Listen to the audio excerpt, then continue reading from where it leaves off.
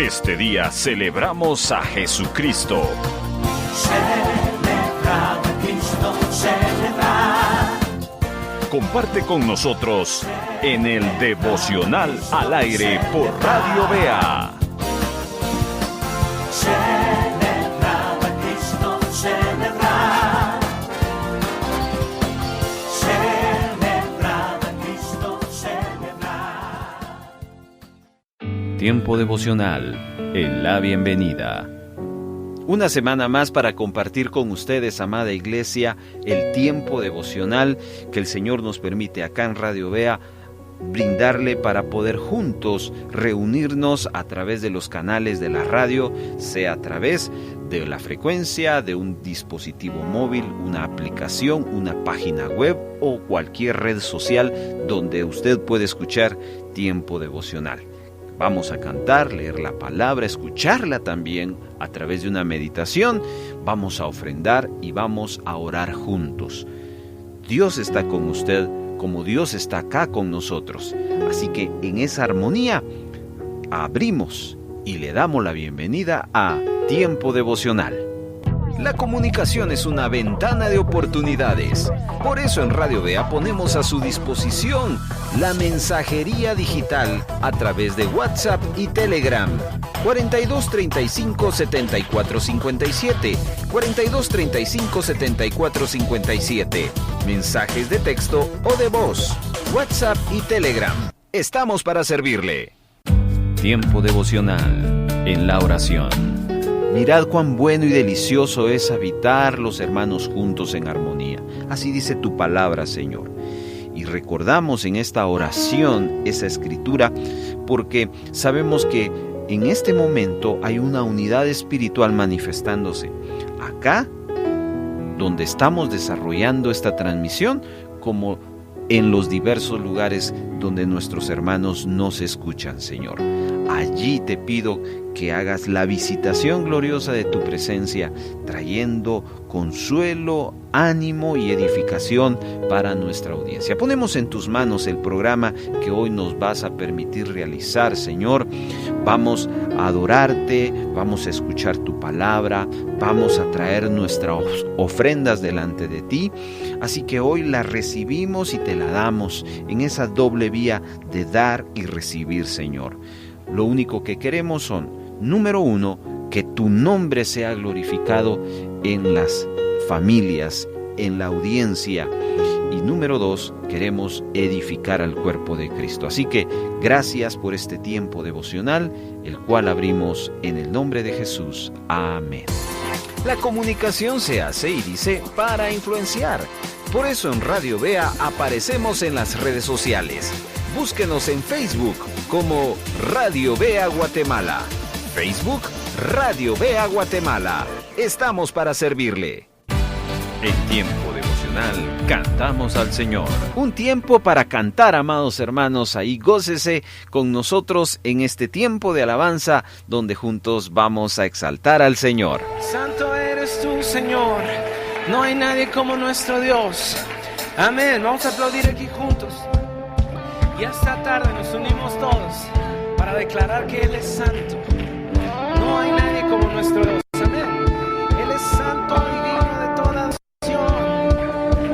Señor, esta noche tu pueblo reunido en este lugar levanta su voz. Levantamos nuestra alabanza a ti, Señor.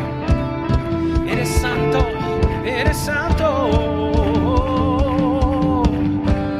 Aplaudimos al Señor porque Él es santo, porque no hay nadie como Él. Santo es, no hay nadie como tú. Cantamos así. Por los siglos eres Dios. La creación te adora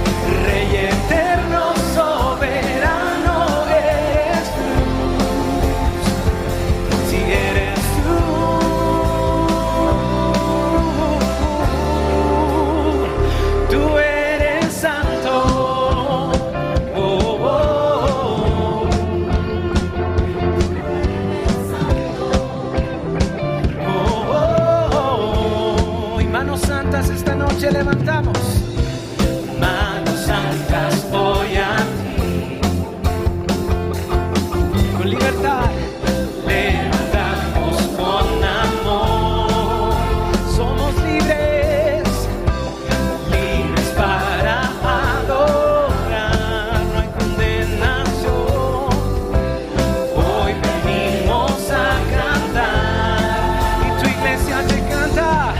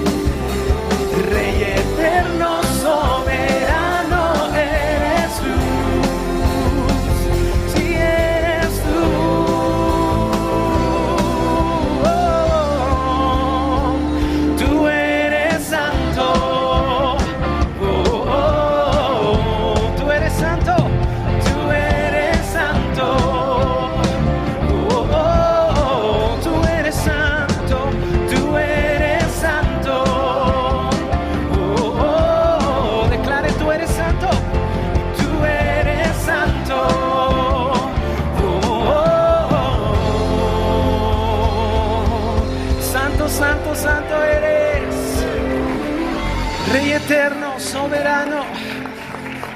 Levantamos el nombre de Jesús esta noche y declaramos que la victoria es segura en Él. Amén, Él es el Rey. Le adoramos esta noche a Jesús.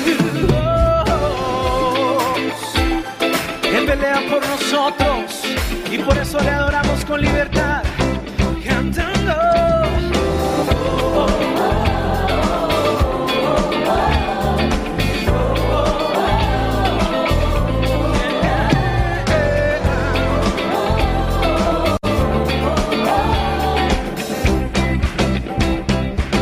Hoy lucha por nosotros, de nuestro lado está, suya es la victoria, ha vencido ya, no nos detendremos, no nos moverán, Cristo estás aquí,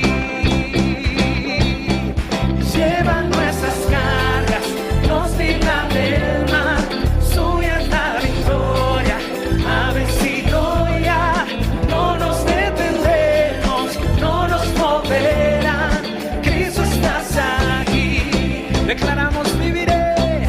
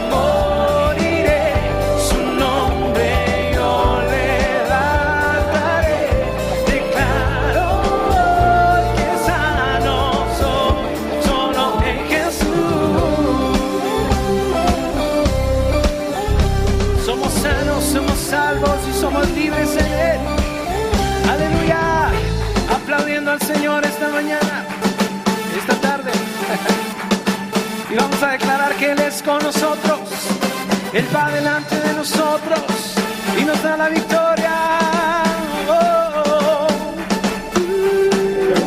Dios es por nosotros, vence las tinieblas, su reino establece, no será movido. En tu nombre, Cristo, cae el enemigo. Gritaré que Dios es por nosotros, vence las tinieblas, su reino establece, no será movido. En tu nombre, Cristo, cae el enemigo. Yo gritaré, Dios es por nosotros, vence las tinieblas, su reino establece, no será movido. En tu nombre, Cristo, cae el enemigo. Y yo lo gritaré, viviré, no moriré por el poder que vive en mí, que vive en mí. Soy libre al fin, solo en Jesús. Viviré, no moriré. Su nombre hoy levantaré. Declaro que sano soy. Dios es por nosotros, vence las tinieblas, su reino establece, no será movido. En tu nombre, Cristo, cae el enemigo. Iglesia, levantamos nuestra voz esta noche diciendo: Dios vence las tinieblas, su reino establece, no será. En tu nombre declaramos que hay victoria, que el enemigo está vencido. Y yo lo gritaré, Dios es por nosotros, vence las tinieblas, su reino establece, no será movido. En tu nombre, Cristo, cae el enemigo. Y yo lo gritaré, Dios es por nosotros, vence las tinieblas, su reino establece, no será movido. En tu nombre, Cristo, cae el enemigo. Y yo lo gritaré, Dios es por nosotros, vence las tinieblas, su reino establece, no será movido. En tu nombre, Cristo, cae el enemigo. Y yo lo gritaré.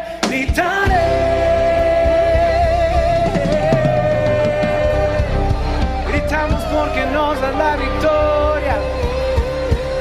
Apláudale fuerte a Él, al que nos da la victoria. Gracias, Señor, gracias, Cristo. Tiempo devocional en la lectura de la palabra. Si usted tiene su Biblia allí a la mano, por favor ábrala en el capítulo número 3 de Apocalipsis, el último libro de la Biblia. Vamos a leer del verso 7 al verso 12, así que síganos, por favor, la lectura para este momento. Escribe el ángel de la iglesia en Filadelfia. Esto dice el santo, el verdadero, el que tiene la llave de David, el que abre y ninguno cierra, y cierra y ninguno abre. Yo conozco tus obras. He aquí he puesto delante de ti una puerta abierta, la cual nadie puede cerrar, porque aunque tienes poca fuerza, has guardado mi palabra y no has negado mi nombre. He aquí, yo he entregado de la sinagoga de Satanás a los que se dicen ser judíos y no lo son, sino que mienten.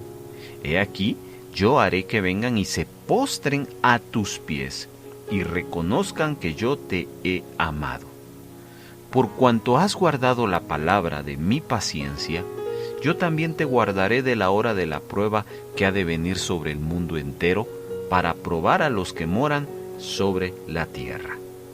He aquí, yo vengo pronto, retén lo que tienes, para que ninguno tome tu corona. Al que venciere, yo le haré columna en el templo de mi Dios, y nunca más saldrá de allí. y escribiré sobre él el nombre de mi Dios, y el nombre de la ciudad de mi Dios, la nueva Jerusalén, la cual desciende del cielo de mi Dios, y mi nombre nuevo. El que tiene oído, oiga lo que el Espíritu dice a las iglesias. Amén.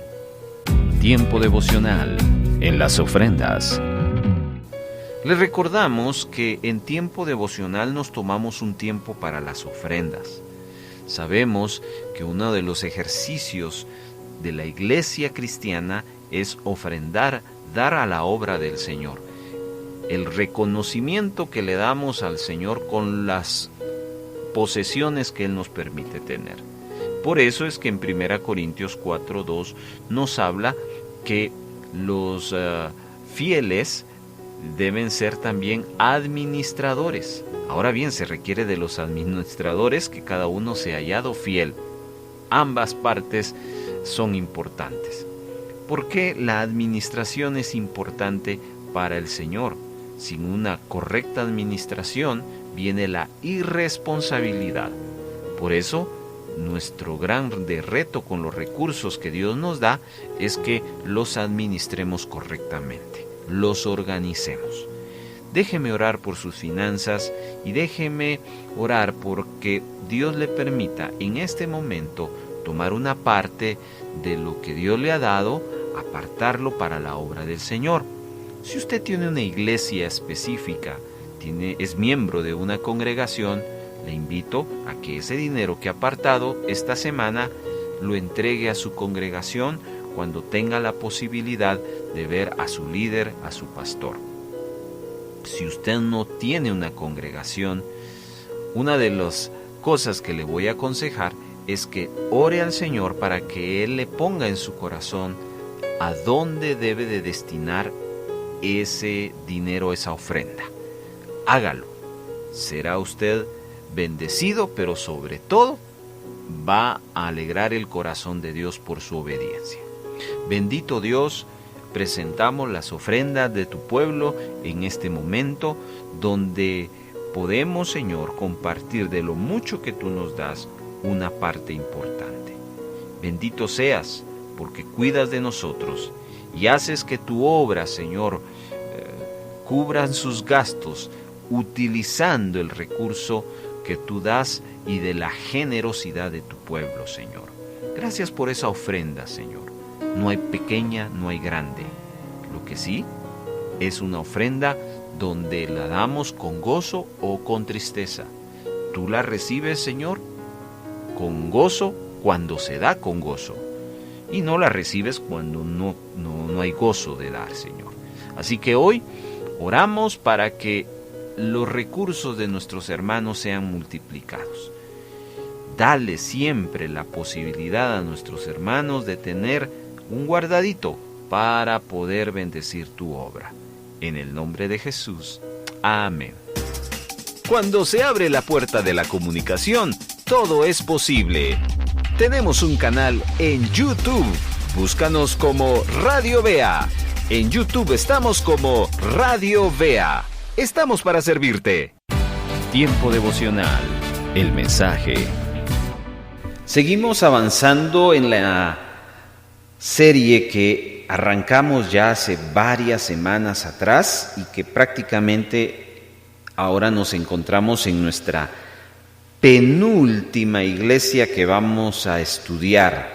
El mensaje a las 7 iglesias. Hoy nos corresponde hablarles de la iglesia Filadelfia.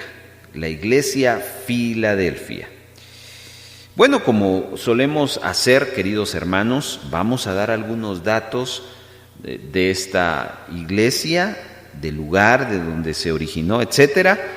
Eso nos va a ayudar a ponernos en un contexto y entender muchas de las cosas que del capítulo 3, del 7 en adelante, vamos a analizar. Le hemos puesto a las iglesias un nombre, ¿verdad que sí? La última no fue muy agradable, la iglesia muerta, la de la semana pasada. Pero hoy podemos hablar de algo contrario. El nombre que le vamos a dar es la iglesia del amor fraternal. ¿Qué le parece? Es un nombre muy bonito, pero veamos las características que es la que nos va a permitir aprender.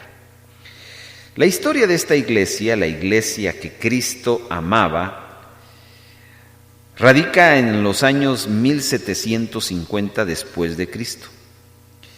La iglesia de Filadelfia está situada en el centro de la civilización griega en aquel tiempo. Esta fue fundada por el rey Ítalo II en el año 189 a.C., de modo que cuando el Apocalipsis se escribió, Filadelfia era una ciudad relativamente reciente. El nombre de Filadelfia, ¿sabe cuál es el significado, amado hermano? Amor fraternal. La iglesia Filadelfia del Nuevo Testamento fue reedificada por el emperador Tiberio. La ciudad de Filadelfia del Nuevo Testamento fue reedificada por el emperador Tiberio después de haber sido destruida por uno de los fuertes terremotos que la azotaron. Aunque la ciudad permaneció relativamente pequeña, en el siglo I adquirió importancia por su gran actividad comercial. Por la magnificencia de sus edificios públicos y sus templos, llegó a ser conocida como la Pequeña Atenas. No hay datos de cómo comenzó la iglesia cristiana en aquella ciudad. Se especula que, al igual que las otras congregaciones en la región, su crecimiento se debió al esfuerzo misionero de la iglesia de Éfeso, particularmente durante los 3 años del ministerio del apóstol Pablo en aquella ciudad. Hoy en día, la ciudad de Filadelfia existe con el nombre de Al-Aqsher, es decir, la ciudad de Dios. A pesar de la persecución de los turcos, la Iglesia Ortodoxa griega ha logrado mantener activa allí una congregación hasta hoy día. ¿Qué le parece? ¿Qué datos tan interesantes? Encontramos entonces que esta iglesia es seleccionada para describir la clase de era eclesiástica que inició alrededor del año de 1750 y que es la que continúa hasta la gran tribulación. Es decir, que si nosotros estamos ligados e identificados dentro del proceso de la secuencia de las 7 iglesias, a nosotros nos correspondería esa iglesia. Fue en esta era donde Dios obró de una manera emocionante, produciendo grandes avivamientos que nosotros somos parte de ello. Así que estos avivamientos produjeron lo que se conoce en la actualidad como el movimiento misionero moderno. ¿Qué significa eso? Que es en la historia de la iglesia donde vamos a encontrar que ya hay una visión global, es decir, ya no hay una visión local, solo nosotros, solo el círculo, sino hay que salir de para otras fronteras. Algunos de los nombres utilizados por Dios que hicieron impacto en este movimiento que se originó en la ciudad de Filadelfia y en la iglesia fueron William Carey, también está David Livingstone, Adoniram Judson y otros más que salieron a la China, por ejemplo, a África, a Japón, a las Coreas y a Sudamérica. ¿Qué le parece? Todo eso es producto de la iglesia de Filadelfia, la iglesia amada de Jesucristo, la iglesia que Cristo ama. Pero eso es lo que la historia nos refiere. Pero vayamos ahora a las características que Cristo está señalando hacia esta iglesia. ¿Está listo con su Biblia? Así que vamos en este momento a descubrir cosas bien importantes. Veamos lo que dice el versículo número 7. Esto dice el santo, el verdadero, el que tiene las llaves de David, el que abre y ninguno cierra, y cierra y ninguno abre. Interesante esta frase porque está expresando uno de los atributos personales de Cristo. El Señor Jesucristo es santo, y es santo en el sentido más absoluto de la palabra. Usted sabe muy bien que la palabra santo, su significado es apartado o separado. Él es santo, y hay varias escrituras que a lo largo tanto del Antiguo como del Nuevo Testamento nos pueden hablar de ello. Le cito, por ejemplo, lo que dice Isaías en Isaías encontramos una gran cantidad de versículos. Isaías capítulo número 6, capítulo 43, y hay varios versos. Le leeré, si usted tiene ahí su Biblia, por favor acompáñeme a lo que Isaías capítulo 43.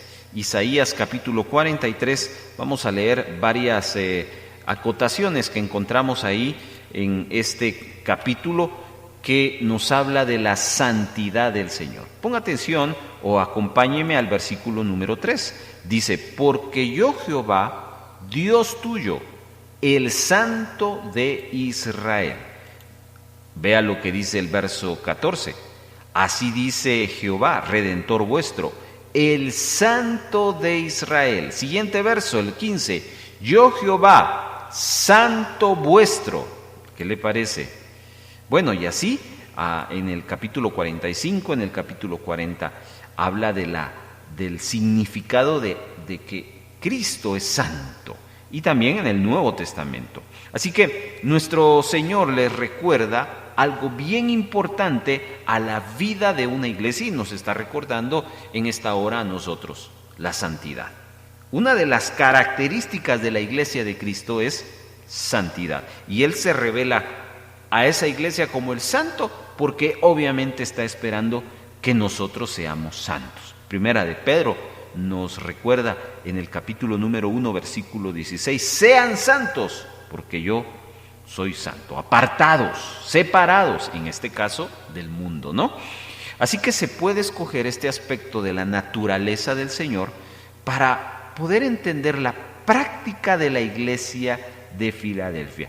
Esto, como lo vemos, es muy distinto a las iglesias que hemos estado viendo a lo largo de este estudio. ¿Se recuerda usted de una palabra que le enseñé? Sincretismo, que era esa mezcla que las otras iglesias estaban teniendo con las costumbres paganas, con las costumbres religiosas que los antecesores de las iglesias habían tenido, la cual había provocado que se interrumpiera, ¿qué cosa? La santidad. ¿Cómo usted, de una forma práctica, puede tener una vida santa? Apártese de las prácticas. El mundo tiene sus formas. Por ejemplo, hablando del tema del dinero, el mundo suele utilizar los recursos de una manera, y Dios nos muestra cómo nosotros, los santos, debiéramos utilizar los recursos. Fíjese, porque una persona que no conoce de Cristo tiene dinero, como también un santo puede llegar a tener dinero, pero ambos hacen las cosas de una manera diferente. El que no es santo lo hace a la manera del mundo, y el que es santo debería de hacerlo a la manera de Dios. Por eso es que cuando nos topamos en el tiempo de las ofrendas, tenemos que ir a la Escritura. Y hay muchas Escrituras que nos hablan de la razón por la cual uno debería de ofrendar, o uno cómo debería de administrar su dinero. Pero muchas veces nos peleamos con esas verdades, con esos principios económicos. No nos gustan, sino más bien utilizamos el modelo del mundo. Cuidado, la iglesia de Filadelfia nos habla de la santidad práctica. Ellos mantenían esa diferencia y esa separación. Y es lo que hoy en día nosotros tenemos que entender en nuestro caminar cristiano, y que la iglesia de Filadelfia, Él es santo, hablando de Jesucristo, y nosotros debiéramos entonces caminar en ese enfoque, en esa idea de santidad que el Señor espera que tengamos. Qué reto el que tenemos, amados hermanos. No tomemos el modelo del mundo. Hay muchos ejemplos. ¿Sabe qué viene a mi mente también en este momento? Cuando Cristo hablaba del tema de servir. Jesús dijo, miren, en el mundo los reyes están ahí porque están para mandar y para subyugar a quienes dirigen. Pero con ustedes, dijo Jesús a sus discípulos, no va a ser así.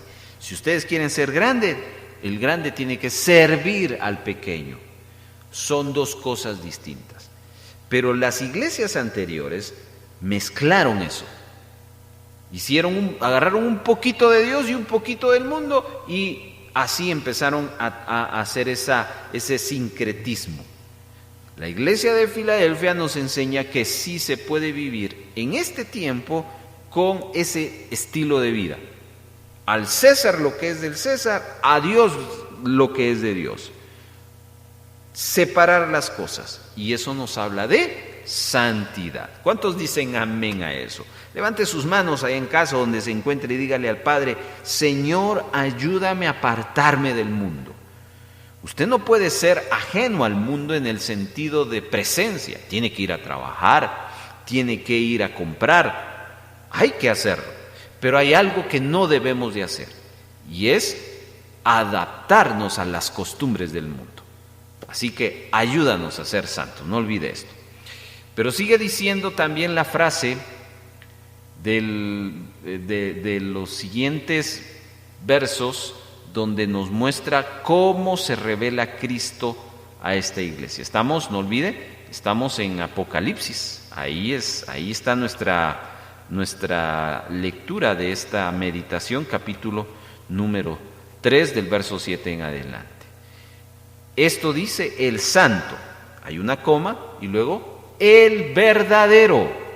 Esa es otra de las características cómo se revela Cristo a la iglesia.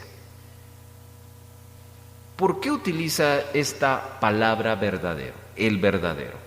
Verdadero significa genuino, con el añadido de una nota de perfección e integridad. Si este es verdadero, es íntegro, es en esencia, es perfecto. Moisés no fue quien dio el pan verdadero.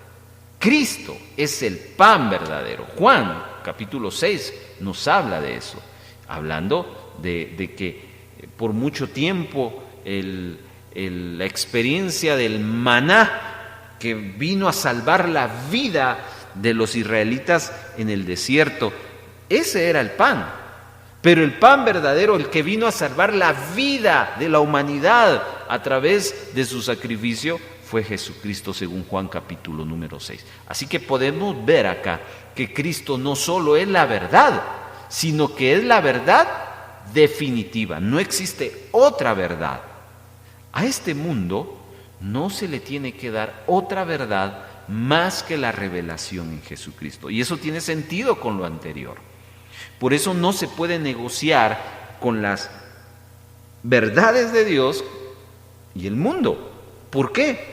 Porque si nosotros creemos que necesitamos cosas del mundo para ser felices, entonces lo de Cristo no es verdadero, no es genuino, no es íntegro. No sé si me explico. Así que tenemos hoy estas características para poder entender. Y el aspecto de la naturaleza está aludiendo al movimiento hacia la separación doctrinal que caracterizó a la era de Filadelfia. Note esto. En lo anterior hablábamos de ser santos, apartados del mundo. Eso tenía que ver con el asunto exterior. Pero ¿qué me dice de lo interior? De la mente, del corazón. Pues el verdadero apunta a eso. Recuerde que una cosa son nuestras acciones y nuestras acciones son el resultado de lo que nosotros pensamos. Por lo tanto, si nosotros pensamos como Dios piensa, nuestras acciones van a reflejar precisamente la acción, la santidad. En este caso, aquí el verdadero está apuntando a la verdad doctrinal que caracterizó a estos hermanos.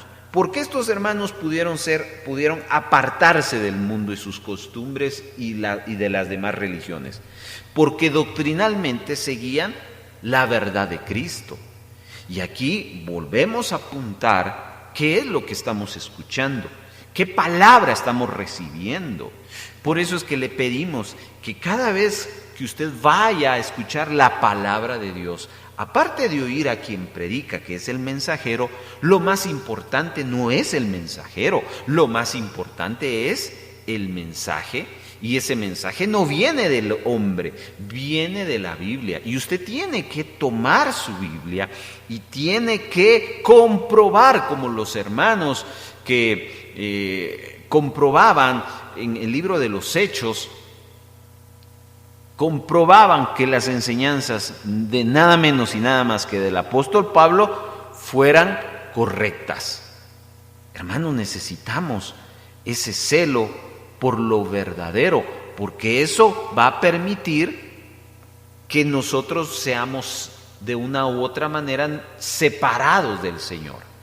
Así que Dios nos ayude, y Filadelfia se caracterizó por el celo de la doctrina del Señor. Usted me escucha acá predicando la palabra, enseñándole, pero usted no tiene que confiarse de lo que su servidor está diciendo, sino tiene que comprobarlo con la palabra del Señor. Por eso es que acá en este medio de comunicación, la Voz Evangélica de América, no solo nos interesa que usted escuche el mensaje, nos interesa que usted aprenda a estudiar la Biblia.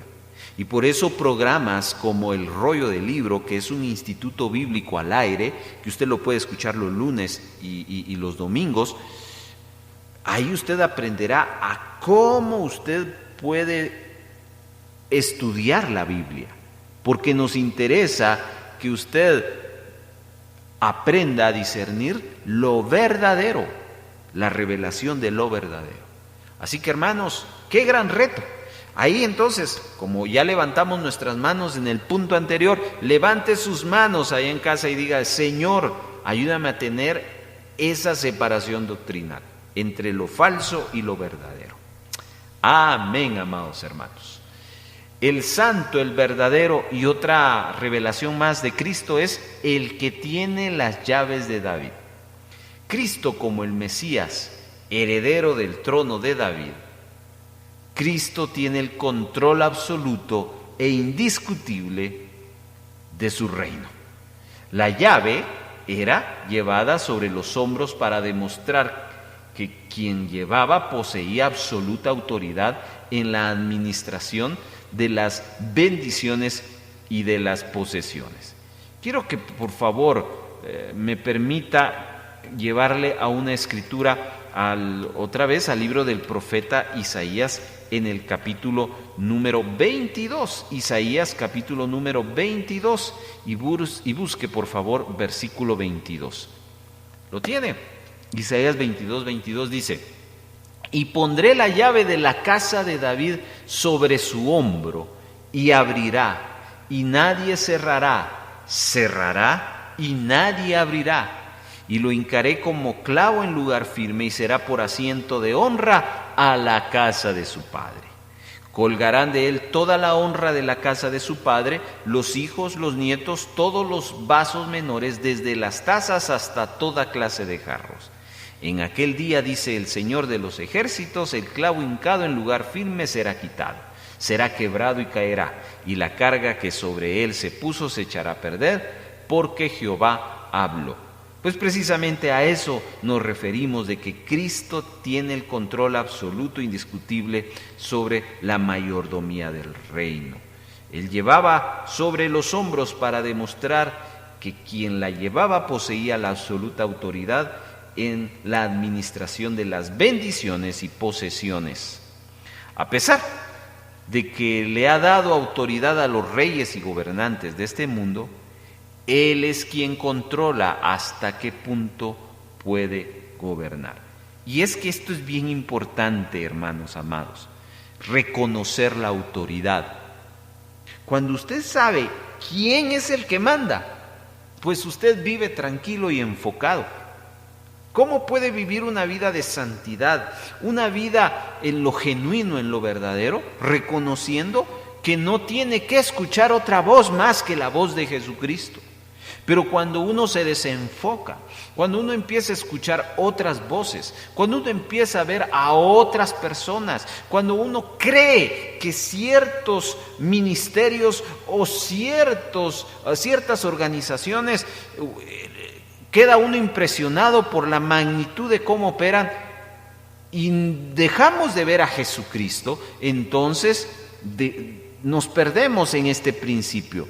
Cristo es el que tiene la autoridad absoluta y Él es el que se las da a las personas de este mundo. Pero al final, quien tiene el control es Jesucristo. Razón tuvo el escritor a los hebreos de decirnos y recordarnos: pongan sus ojos en el autor y consumador de la fe, que es Cristo Jesús. Dejemos de estar ya viendo y enfocándonos en personajes. Veamos a Cristo. Cristo es el único que nos debe de llevar y nos debe de inspirar. ¿Cuántos dicen amén a eso? Levante sus manos ahí en casa, donde se encuentre, y diga: Señor, ayúdame a enfocarme y a verte solo a ti y no a nadie más. Eso no significa que no nos sometamos a las otras autoridades. Por supuesto, hay que someternos, los hijos a los padres, mamá al esposo, el esposo a Cristo, en la iglesia al pastor, etcétera, etcétera. Pero entendamos que la autoridad absoluta la tiene Jesucristo. Amén. Pero dice la Escritura que Él no solo tiene las llaves de la autoridad, las llaves de David, sino que Él abre y ninguno cierra, y cierra y ninguno abre.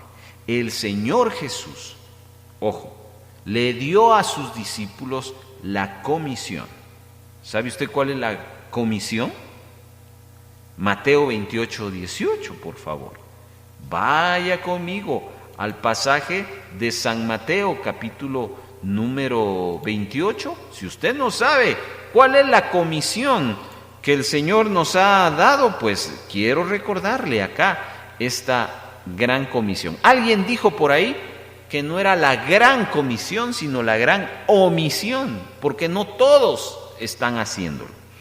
Mateo 28, versículo 18.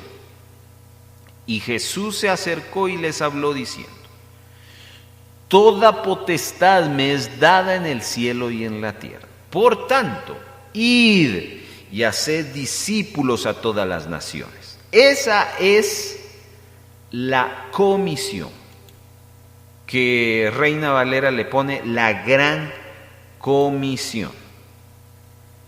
Vayan por todo el mundo. Ahora, sobre la base de que vamos porque Él nos dio la autoridad. El Señor Jesucristo, no olvides, quien controla las puertas. Y cuando habla de puertas, nos habla de oportunidades. Él es el que tiene la oportunidad y que abre la oportunidad. ¿Sabe qué? En esta hora tengo que decirle que la puerta está abierta. La puerta sigue abierta. ¿Qué significa? Que la oportunidad sigue existiendo. Si usted que me escucha, que ha estado alejado del Señor, hay oportunidad. Hay una nueva oportunidad para usted. Pero ojo, un día esa puerta no va a estar abierta. Esa puerta va a cerrar. Levante sus manos y diga: Señor, ayúdame a aprovechar las oportunidades que tú nos das. Y no cabe duda que la iglesia de Filadelfia fue una iglesia que entendió esa verdad. Hay que aprovechar. Filadelfia no esperó que lo empujaran a hacer la gran comisión. Por eso le mencioné cuando le estaba dando los datos que la iglesia de Filadelfia se caracterizó de enviar a otras naciones, porque ellos entendieron que tenían la autoridad para poder hacerlo y entonces aprovecharon la oportunidad. Qué hermoso ejemplo nos da esta iglesia de la Filadelfia. Ahora bien, así es como se presenta Jesucristo, pero detrás de esta presentación hay un elogio. y el elogio que Cristo da a esta iglesia. ¿Cuál es? Y con esto vamos a ir terminando. Quiero decirles, abriendo un paréntesis, que vamos a tener 2 partes.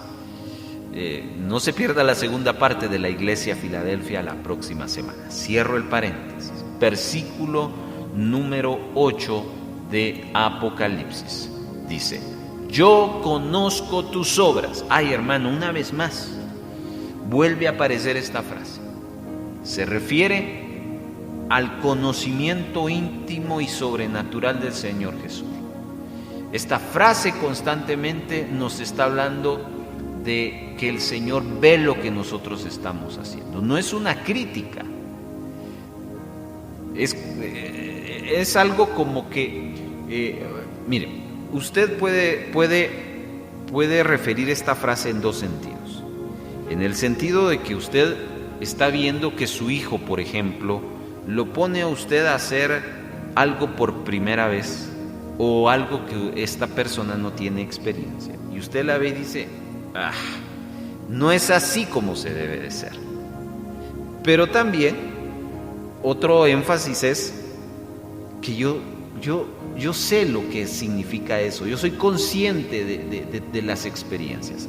¿A cuál de las 2 se está refiriendo el Señor? En este caso, Filadelfia, yo conozco tus obras, a esta segunda. No es una crítica, sino es que Él es consciente de lo que conlleva esa comisión. Recuerde, al Señor no le podemos engañar. Si alguien sufrió en este mundo fue Jesucristo. Así que quien nos puede enseñar de sufrimiento es Jesucristo. Él se sintió solo. Por eso en esta vida nadie puede decir: es que nadie me comprende. Bien, Jesús, Él conoce tus obras. Y Él conoce porque Él ha padecido eso. Y regresando al punto de la comisión, si Él nos dice: vayan por todo el mundo, es porque Él ya vino y Él fue y Él cumplió su obra, y Él espera de que nosotros hagamos eso. Así que es importante recordar que si bien es verdad que las obras no son méritos para la salvación, sí tienen una relación, escuche, con bendiciones y con galardones que Dios dará a los redimidos. Así que Dios conoce sus obras. Eso tiene que ver que Dios está viendo esos esfuerzos que usted está haciendo para que la comisión del Señor se esté cumpliendo. Cuando, por ejemplo, usted ora por la obra de Dios, cuando usted ofrenda para la obra de Dios, Dios le dice: yo conozco tus obras. Amén. Qué maravilloso es eso. Dice la frase del verso 8: yo conozco tus obras. Mira que delante de ti he dejado abierta una puerta que nadie puede cerrar. Está claro que se refiere a las oportunidades para la proclamación del Evangelio.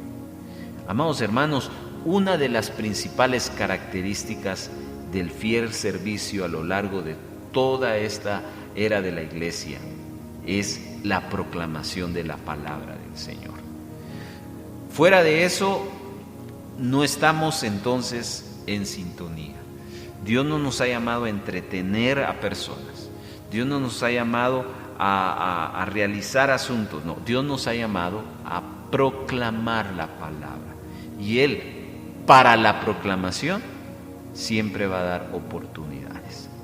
La iglesia de Corinto indica que el apóstol Pablo consideraba que una puerta abierta era una oportunidad para el servicio cristiano. Así que apúntese. Yo quiero animarle a usted y abro otro paréntesis comentándole que los miércoles, el último miércoles de cada mes en Radio Voz Evangélica de América, Radio Vea, vamos a estar proclamando la verdad del amor de Jesucristo. Mire pues, déjenme explicarle. Todos los días proclamamos a Jesucristo en la programación, pero nuestra programación va dirigida al cristiano, al creyente. En la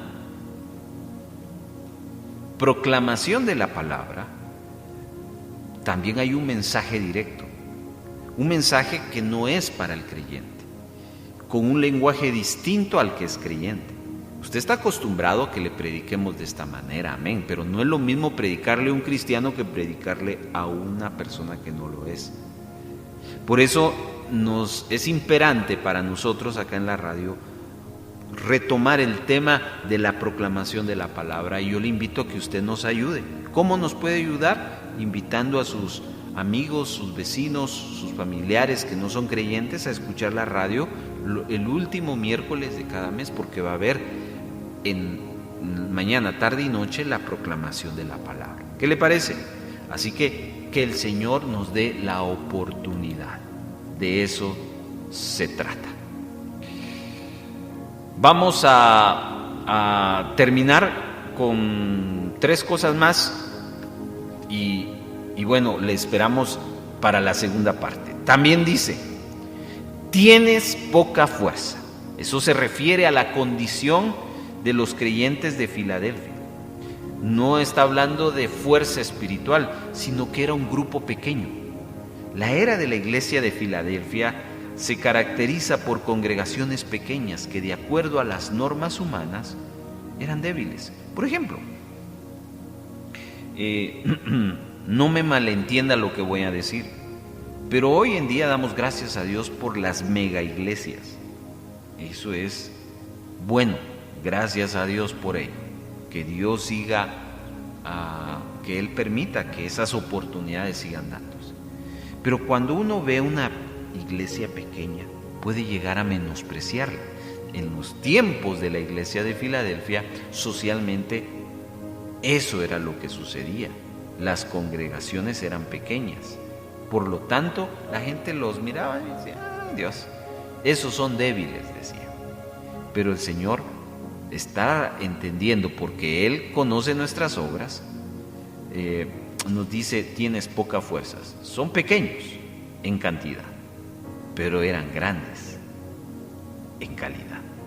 Por supuesto, recordemos que la fuerza no tiene que ver con si somos 100, 200, 1000, no. La fuerza tiene que ver con lo que Pablo dijo, cuando soy débil, entonces soy fuerte.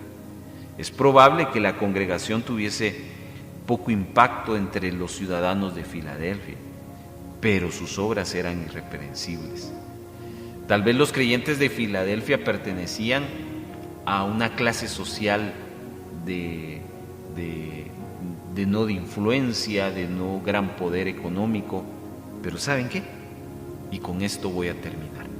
Guardaban un excelente testimonio. Y esto es algo que me gusta mucho para cerrar. Un excelente testimonio.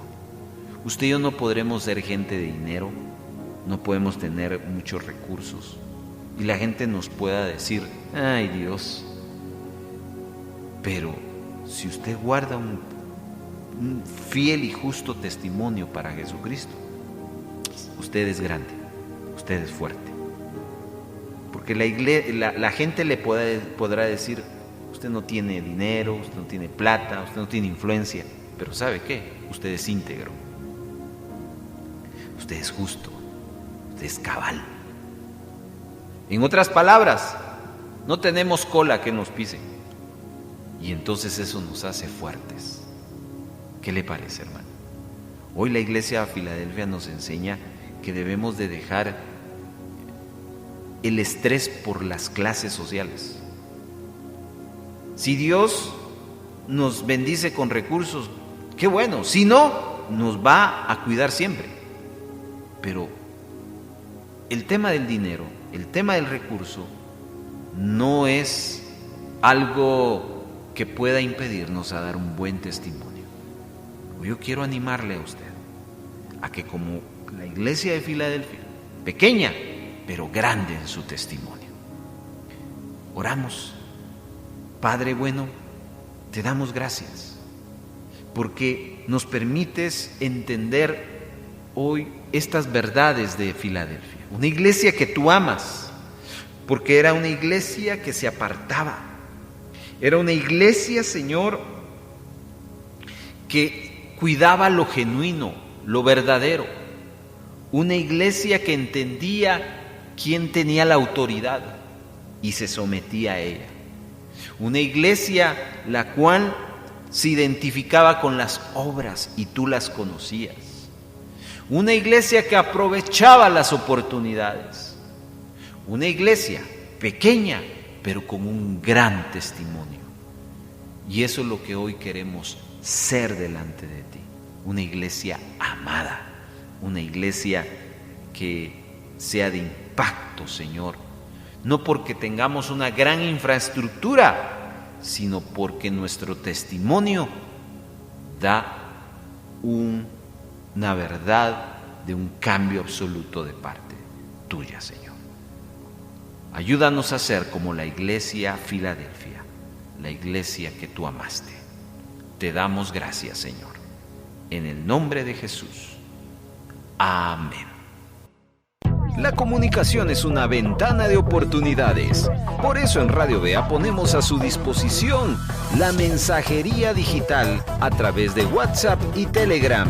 42 35 74 57, 42 35 74 57.